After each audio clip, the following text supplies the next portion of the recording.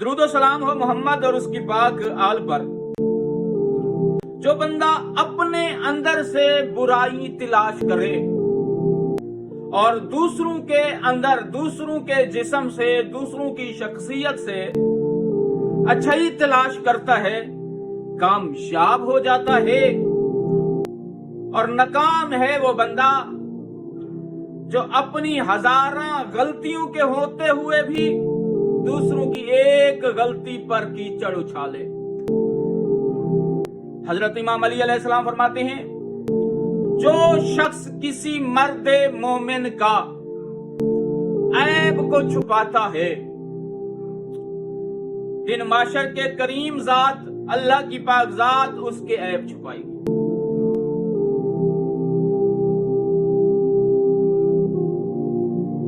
درود و سلام ہو محمد اور اس کی پاک آل پر۔ جو بندہ اپنے اندر سے برائی تلاش کرے اور دوسروں کے اندر، دوسروں کے جسم سے، دوسروں کی شخصیت سے اچھائی تلاش کرتا ہے، کامیاب ہو جاتا ہے۔ اور ناکام ہے وہ بندہ جو اپنی ہزاراں غلطیوں کے ہوتے ہوئے بھی دوسروں کی ایک غلطی پر کیچڑ اچھالے۔